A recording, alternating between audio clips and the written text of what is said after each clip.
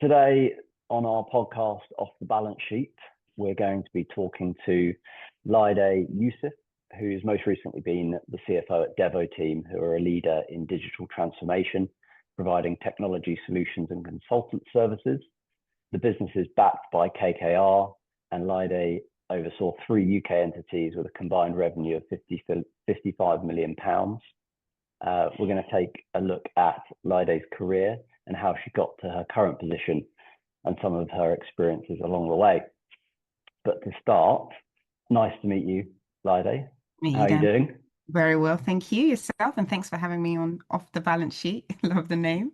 Yeah, no problem. It's a pleasure to have you. Thank you for joining us.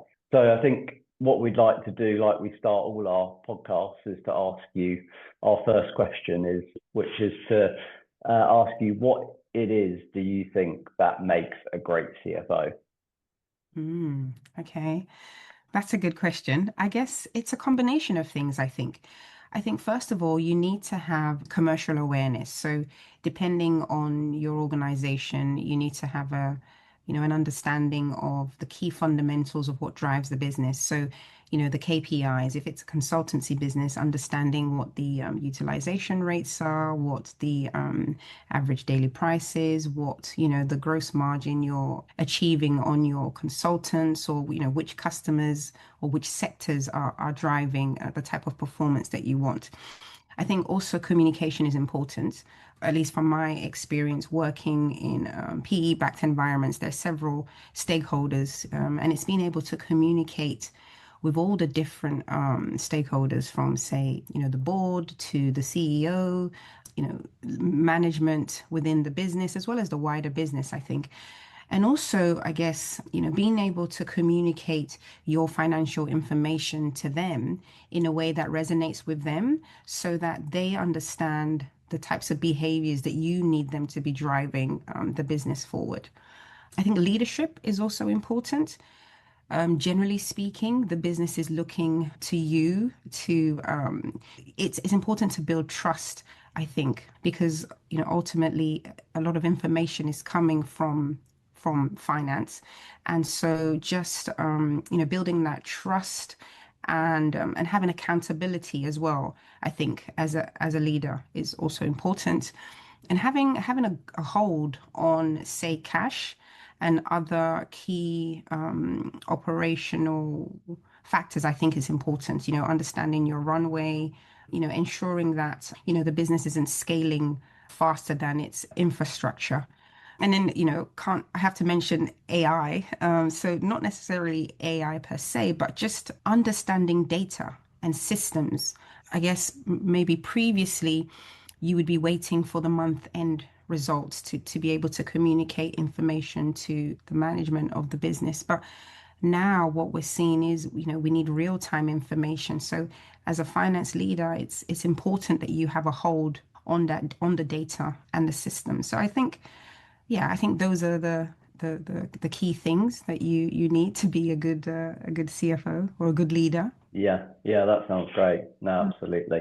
And it's difficult, isn't it? Because I think every kind of CEO as well is a little bit different, aren't they? Yes. And some want different things.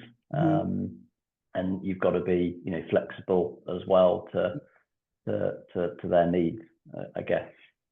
Yes, definitely. I think it's about being able to almost tailor your communication style to the audience. I think it's not necessarily a I don't know, one method fits all, as it were. Yeah. Yeah, absolutely.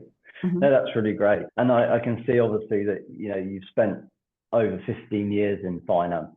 Hmm. So maybe you could just start by telling us a little bit about, your early career, Okay. what drew you into the finance world to begin with. Sure. So I was studying business at uni, and as part of that, I did some accounting modules, and I thought, oh, okay, actually, I enjoy this. I'm quite good at this, and so as part of my sandwich course, I opted to work at a firm of auditors, tax practitioners, and insolvency practitioners. Okay. And what I can tell you is I found the work really repetitive, tedious, and unexciting. And I finished my placement thinking, gosh, if this is what accounting's about, then it's definitely not for me. So when I finished uni, I went into banking for a while, and then I ended up working for an online gaming company, which then went into administration. And around Okay. that time, my parents said to me, you need to almost, kind of start thinking about what your vocation is going to be, and maybe start looking at professional exams or something. And so then I started researching various various qualifications. So I looked at CPA, SIPFA, CIMA, ACCA, and so on. And it was during this kind of research that I realized actually that there were other aspects to accounting other than, tax and audit. And for me personally, I felt that the CIMA qualification was more in line with the bits of finance that I wanted to be involved with. So Okay. things like partnering with the business, helping to drive strategy, and push business performance forward. And so I opted to take the CIMA exams. I took a role at a design consultancy that was acquired several times, and it eventually became AECOM, a large construction company. And so that's basically where I did my CIMA training, and I guess that's where I got my grounding in Yeah. finance. Yeah. And I think after that I kind of moved on to Mitsubishi, and then I went into tech.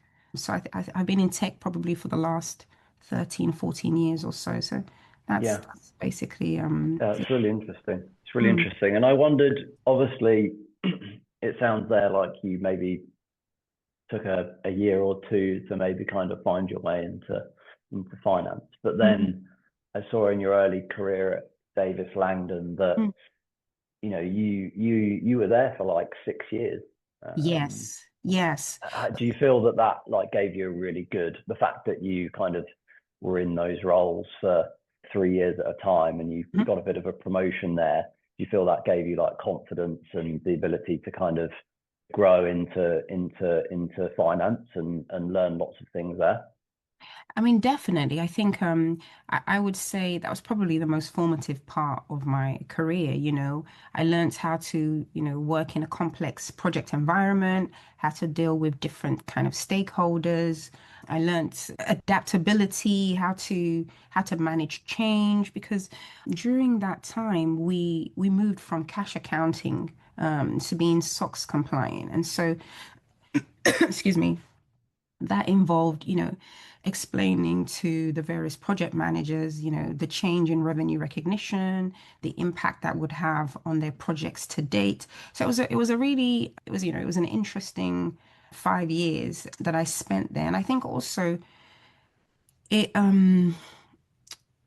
yeah, I felt it's what I kind of needed to get that grounding, that secure kind of foundation Yeah, before moving on. And even when I did move on, that was really because there was a downturn in the construction industry.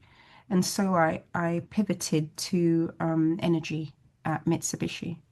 interesting, Yeah. interesting.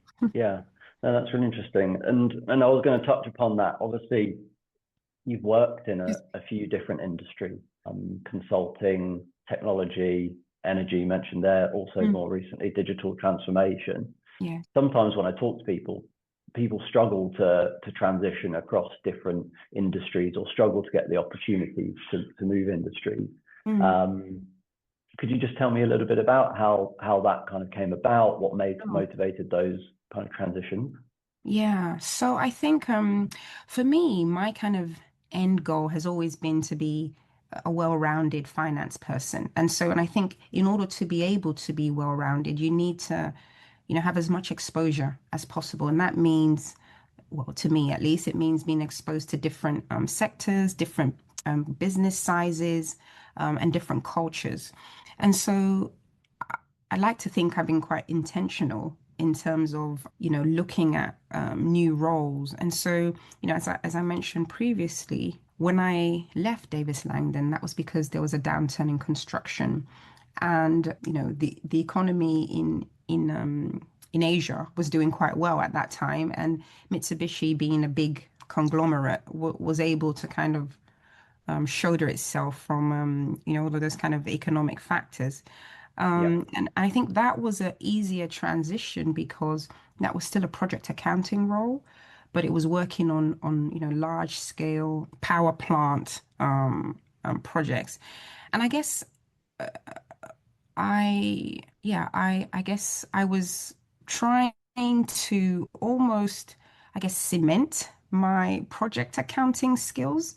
And I thought, moving to a different organization where, and being exposed to much larger scale projects, AECOM, yes, there were large construction projects, but working with, say, a power plant, it's a completely different scale.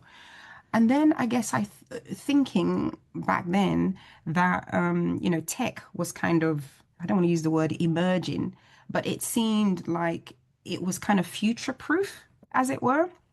And Yeah. so, and I thought the easiest way to get into tech would probably to get into a startup because everything is new, their processes are not necessarily set, and they'd be more with their kind of entrepreneurial flair, they're probably more open to a candidate that's not from that sector.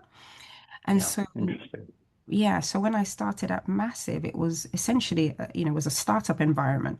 Although the parent company was back in Australia, I think our headcount was probably about 40. And, we went through a period of rapid growth. And I think by the end of the third year of being there, the headcount in the UK was about 100 billable consultants. We had about 50 sub-consultants, and we had opened an entity in Czech Republic. And so, yeah, so I think also that particular role as well was my first number one role. And so that really kind of widened my exposure. I had an extremely supportive group FC based out in Australia. And she would fly over occasionally to kind of, mentor me and to give me support because yeah, kind of going from being responsible for, projects, which is, I mean, although these were large scale projects, ultimately they were just a section of the business, to then being responsible for the wider remit, AP, AR, compliance, FP&A, reporting. It was a major shift, and I think during that time, I learned how to build scalable processes, how to manage priorities in a rapidly growing environment, the types of data that finance needed to provide, in a timely manner to ensure that business decisions could be made in a timely manner. And so I guess, and then transition into digital transformation, it's almost coming full circle. So it's almost, like bringing all the skills that I've kind of acquired along the way into one role. And I think for me, I've always really wanted to be at the intersection of finance, technology, and strategy. So it's really about looking at where a business is right now and helping to formulate a plan that's going to get them to where they want to be in the future. Yeah. Mm, No, absolutely. No, that sounds really great. And I was interested that, from Mitsubishi, mm, obviously, a large business, you're a yes. project accountant there, but Mhm. actually when you joined Massive Interactive, a smaller business, you joined there as a project accountant Yes. initially, but then Yes. quite quickly became the financial controller. So that Right. was quite a big, I guess, big moment in your career where you stepped up. I wondered whether the role that you initially joined as project accountant was really just the same role as a financial controller that you were doing, or were you then starting to take on a lot more responsibility? Oh no, definitely it was a lot more responsibility. So I guess I mentioned before that the company originated in Australia, and the owners of the business ultimately wanted to sell the business. And so as part of that strategy, they opened an entity in the UK so they could grow their European market. And so I guess bringing me on board as a project accountant was essentially almost to really start preparing the information that was going to be needed for the data room later on down the line when the business was sold. So it was trying to understand, which projects are profitable, which consultants are generating the most revenue, is our rate card fit for purpose, should the sales team really be offering X amount of discounts, would a retainer be better for that client rather than, ad hoc projects and things like that. But I think having been a project accountant for a while, I guess I was I don't know, I was able to perform that role quite well. And so Yeah. when the opportunity came up for a promotion, I grabbed it with both arms because I'm a you can either approach a situation and you either sink or you swim. And I will swim frantically, and where my knowledge is lacking, I will get support or go off and learn. And I think it's really important, not even just as a finance leader, just generally to kind of take yourself out of your comfort zone and develop and learn. It's very, yeah, it's very important. Yeah, yeah. Because I guess whilst there was some relatable knowledge there from your project accounting background, the industry was obviously very different. So the KPIs and Hmm. deliverables there were quite different. Yes, So there was a lot of learning to be done there. it's definitely a steep learning curve. Yes. Yeah, yeah, yeah. No, that's great. That's really good. Okay, and then obviously I know we touched upon obviously the private equity environment and growth businesses. I was interested to know, as a CFO in a PE backed business in your most recent role, Mhm. um, what do you see the kind of most important qualities for finance leaders today?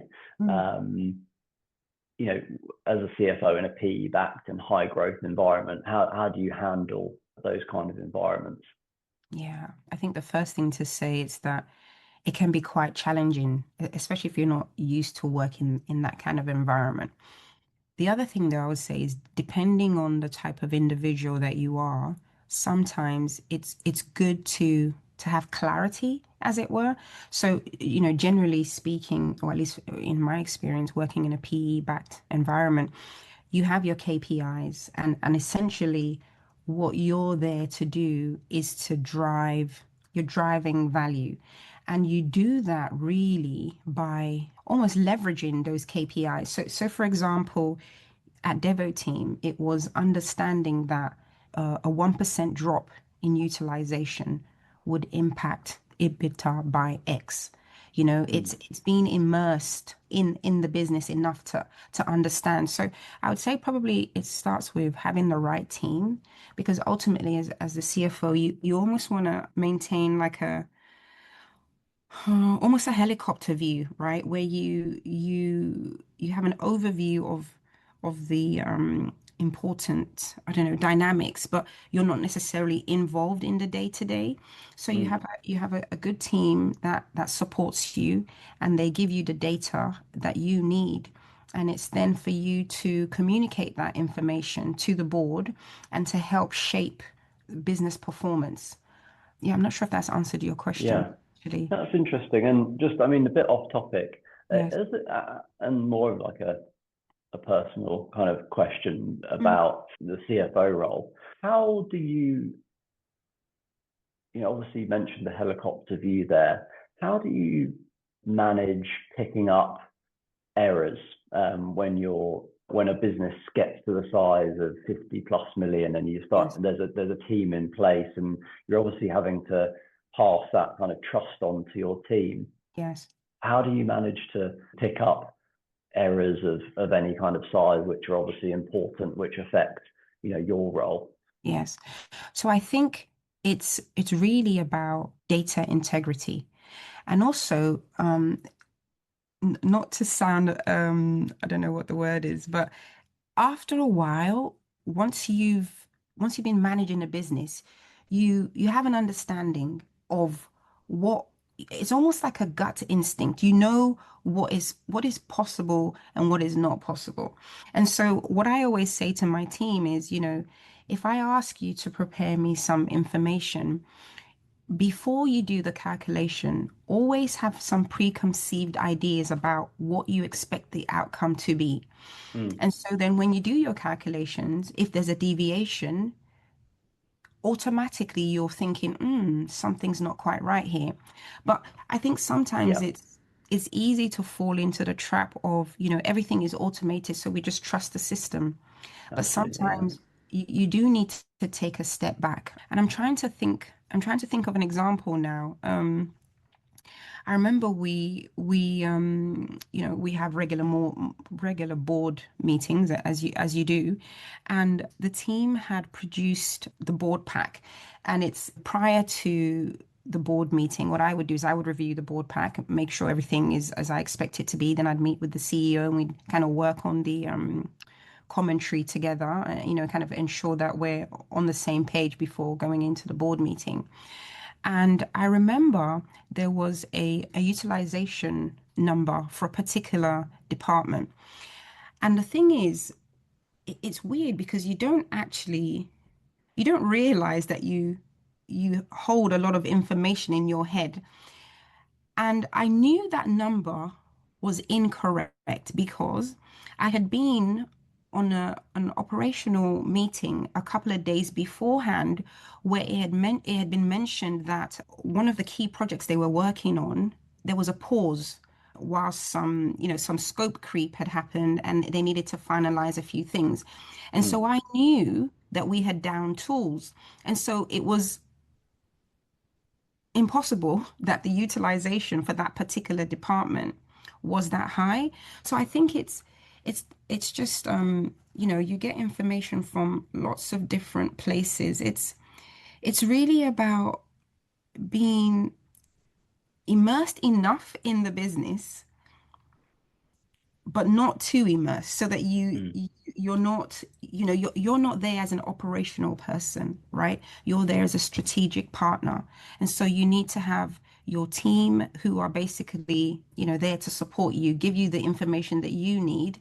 And I think it's also about kind of instilling that data validation checks with your team, Yeah. and ensuring that your team are also getting regular training, and so they're also questioning things, and they're not on automatic where they're just churning out reports because that's what they've been asked to do. They're actually taking a step back and looking at the data and validating it themselves.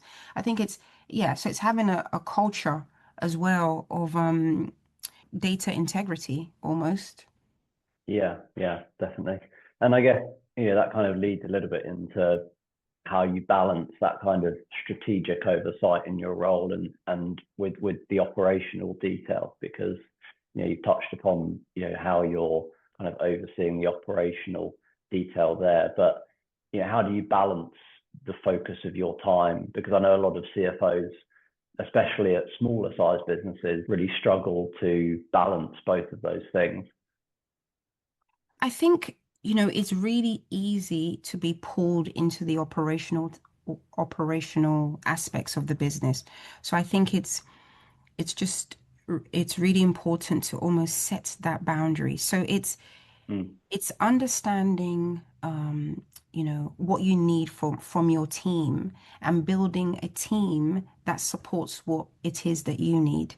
So then you're not having to go into the data because it might be that you have a financial controller who and they understand the business, and you trust to a certain extent the work that they provide to you, because it's not really conducive, to be fair, for you to be dragged into the operational day to day. So I think it's also allowing your team to flourish and to do their job, because your job is not their job and vice versa. I Yeah. think that's also important. But having said that, I will say though, one thing that's probably stayed with me throughout my career is, when I worked at Massive, the group financial controller, my mentor, said to me, with any role that you're doing within a business, you really should be able to do the work of your subordinates. Mm. I'm not saying that you should be doing it, but you should be able to do it and you should understand Yeah. how they do it. And I think in having that understanding, it kind of, I don't know, maybe it gives you you can be more empathetic. So when the board says to you, I would like this number sliced and diced up in 15 different ways, Yeah. you know what, your team member may have to do in order to get that data. And so maybe you think about, okay, well, do we really need it in 15 different ways? Would four suffice, or can we Yeah. prioritize? Let's do the first four, and we kind of do the rest later. I think that's Yeah. also, Or if they ask for it in 24 hours, you can push back and say, yes, that might take a little bit longer. yes, Yeah. exactly. So yeah, and I No, think that's also pretty it's good. about prioritizing as well. It's really also about prioritizing. So for me, I'm quite methodical in the way that I work, and I block out times in my calendar for specific tasks. And obviously you need to be flexible because, things don't always go according to plan. But I think it's important to have a plan. Yeah. Yeah. Yeah. No, that's really good. And talking about teams, yeah, Mm. how do you approach building and scaling like high performing finance teams, especially, during periods of growth or transformation change that you've been through? Yeah. So I think it's really about building a team for the future. So you almost kind of you scale everything back and you think about what it is you're trying to achieve, and then kind of building that structure that will enable you to get to where you're going. So it's looking at, the skill set of the team that you have in place, seeing whether anybody can be upskilled or whether you need to bring in, new individuals with different skills. And I think also it's, well, at least for me in individually, what I normally do is with any team that I inherit, I have weekly one-to-ones, but also at the beginning of the year, either at the beginning of the financial year or the calendar year, I would sit with this individual and I would set some, targets. And, these targets would actually impact our KPIs. And it kind of just basically ensures that we're all singing from the same hymn sheet. Mm. It also then helps, individuals to develop new skills. One of the companies I worked for actually had a kind of what I would say, a learning culture, and everybody was given an Udemy license, and we were actively encouraged to constantly be upskilling ourselves and keeping up to date with not just emerging trends within accountancy, but just other skills, Mm. and so for my team, we would once a fortnight we'd actually block out an hour where everybody would focus on self-development, because I think there are individuals who are doing one task and they're happy doing that one task, but then there are other Yeah. individuals who want to actually, be promoted, and they want to get involved in other aspects of the business. And so I think it's excuse me, understanding those differences, and supporting those who want to develop further. Yeah. Yeah. Yeah. No, Mm, absolutely. That's mm, really great. mm, And then obviously, some of the exciting stuff, more mm. exciting stuff that you've Yeah. done has been the kind of M&A transformation and technology side. And I saw that you've led multiple M&A integrations. Could you walk us through one that was particularly challenging or rewarding? Mm, And what do you think are the key things that make an M&A integration successful? Hmm. So I think one that comes to mind was a company that we acquired. Now, we acquired them because on paper it made sense in that they were leaders in a particular market that we had been struggling to get into. So that made sense.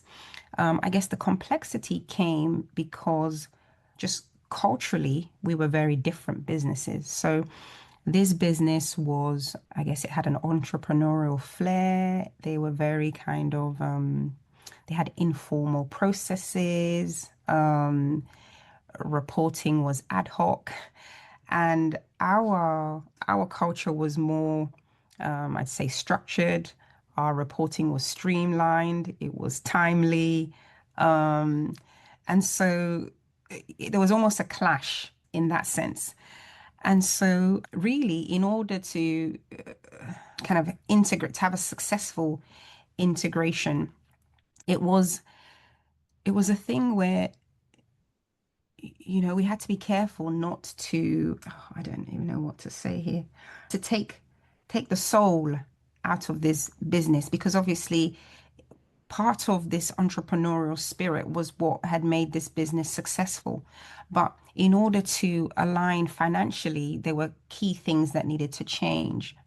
So from the chart of accounts, aligning on accountancy policies, revenue recognition, reporting. And so the great thing is having done this previously, is you know that you need a plan essentially. And so what we normally start with is we start with 100-day plan. And essentially what we do is we list out, the key activities where we need to align. And we outline, who's going to be responsible for which tasks, what the time frame in which you want that task to be completed by. And it's really, it might sound, but it's really just about communication, really. And also reassuring the team, because 9 out of 10 times when a merger or an acquisition happens, there's a lot of concern from people about job losses and things like that. And I Yeah. think it's important to be transparent in saying that, there might be some losses, because ultimately it's about synergies, taking out costs, looking at duplication of costs and stripping those out. So I think, what makes a successful M&A, I think one, is very important to understand why the M&A has happened. So what is the key strategic reason as to why we've acquired this particular company, and kind of ensuring that almost all the decisions that you're making, or all the tasks that you're carrying out, tie back to that very reason of why you've acquired this company. And Mm. also communicating and, ensuring that it sounds silly, but just things like, you've merged with a company. Okay, you need access to their bank. Right. So who's going to get you access to that bank? You want visibility of their cash flow. Oh, they don't have a cash flow. Okay, well then you need to work with somebody to create a template, and then you need to kind of explain to them how frequently you would like this. So it goes quite granular, to be honest. Yeah. But yeah, I would Yeah. say the main things are, yeah, communication, knowing who's responsible for what, and just keeping in mind why the acquisition happened in the first place. Yeah, absolutely. And I guess it really varies as well because, if the integration is a full business integration where Mm, everybody's kind of transitioning into the new company mm, and they're kind of conforming to the new kind of reporting requirements and all that kind of stuff, yes. can sometimes be very different if it's just a kind of plug-in Yeah. addition on the side as a Mm, subsidiary, for example, and they're just continuing to run as they are, but are feeding exactly. their numbers up into the group, for example, I Yes. guess. Yes. Um, Yeah, that's true. That it yeah, does depend. yeah, and I guess also, there's a big challenge there around new. kind of KPI Mm, reporting, performance reporting of that business. So, especially if it's a complementary business yes. that maybe is not exactly in the same kind of wheelhouse as your existing company, there may be new things to learn on both sides as well, I guess. Definitely, yes, yes. And it's not always the case that the company that's acquired, is it has the perfect template. That's Yeah, not always the case. Sometimes it can work the other way where they're nice things that this new company has that you want to incorporate into the wider business. yeah, no, So that's interesting. yeah. Um, okay, and then I was just going to ask you, obviously you've been around systems changes and technology and digital transformation. So you might be well placed to kind of give us an idea of how you see technology reshaping the finance function over the next kind of few years. Obviously, there's a lot going on. What are your Yes. thoughts on that? So I think what we're going to see really is finance is probably going to, and I think it's already started to happen. Finance is moving away from being a back office function. They are the strategic partner of the business. And I think, a few key things we're going to see more automation, integration, and probably intelligence in the sense of where, for example, within the ERP systems, we're seeing automation, and so the types of manual or transactional tasks that members of the finance team would ordinarily be involved with, we're seeing those kind of those fall away. And so finance is now spending less time doing transactional work and spending more time analyzing and actually providing insight. I think also, we'll probably see the use of AI more in things like budgeting, forecasting, and then probably what you'll have is finance validating that or tweaking it. Um, I think, yeah, I think technology in finance is going to become more prevalent, and so I think it's really important as finance leaders. Yes, it's we need our kind of core accounting knowledge, but I think we need to remain adaptable and ensure that we're keeping up with with technology because our role is changing. Yeah. Yeah, yeah, for sure. Yeah, it's interesting. I always think with all the automation going on, especially at the transactional level, surely that there will be some form of gap that needs to be bridged between the junior roles where you're kind of getting your grounding and your foundation to then jumping up into a more managerial role or oversight role where you're checking those numbers, because you still have to kind of understand those basics of accounting Yes. to progress up into the more senior roles. So I wonder how that gap that appears might be bridged in the future. Hmm. I mean, I suspect maybe, rather than an individual actually doing a double entry journal, it could be that, as part of, say, a month-end process, a junior person is reviewing the journals that have been automatically posted. And Yeah, so, in order to review what the system has generated, you need to understand why you're debiting X and crediting X. So I yeah, think it's the knowledge, the knowledge required will remain, but it's how you acquire that knowledge, I think, is going to change.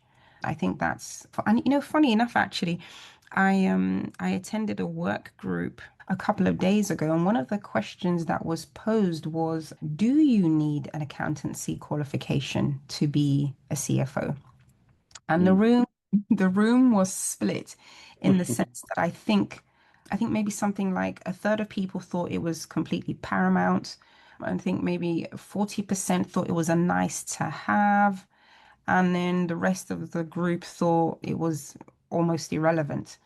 So it's just interesting to see how views are changing. I mean, I remember when I when I was starting out, you would see a few roles that would say qualified by experience. But after a while, you started to just see specific qualifications being called out. And now, once again, we're seeing that, because the role of a finance leader is changing, it's what you really need is a well-rounded leader. And that's another reason why apparently quite a few CFOs transition into the CEO role as well. Yeah, So it's yeah, just quite yeah. interesting. I think sometimes, and for whatever reason, it comes down to it comes down to trust, doesn't it? With Hmm. qualifications, Yes. especially when you're looking at people like auditors or Yes. investors, Hmm. they have that level of comfort, don't they, with Yes. someone who has that qualification because they That's know, well, for whatever reason, wrongly or rightly, that yes, that person has the credentials, which gives them more kind of confidence and trust in the numbers that they're seeing. exactly. Um, Yes. yeah, I guess obviously, being in a CFO role Mm. now yourself and being up at that level, I'd really love if you could maybe just give a bit of advice to any aspiring finance leaders, especially those aiming for a CFO role in the future, which obviously, a lot of people are. What Um, kind of advice would you give? I would say there's probably no one direct route to CFO. Um, But in terms of, I don't know, my advice, I guess it would be really, I think to be successful as a CFO, you need to be a well-rounded finance leader. So I think as much exposure to, different size organizations, different cultures, different types of reporting requirements, people dealing with difficult stakeholders, learning to influence decisions, um, and being a strategic partner. There's so many aspects, but I think in order to get there, really, I guess it's experience. That's what because Yeah. some of this stuff, some of it's theoretical, but you really have to experience these things. And sometimes the way something comes across in a scenario or in a textbook is not necessarily how it plays out in real life. And I Mm. think some of these skills are, yeah, the only way really to acquire them is to have been in that room when a situation has occurred. So I think it's just about keeping yourself as open as possible, and kind of building on those key skills I mentioned previously, which was commercial awareness, leadership skills, having a good hold on cash and other kind of operational metrics, understanding data. I think those are the things. And also building relationships.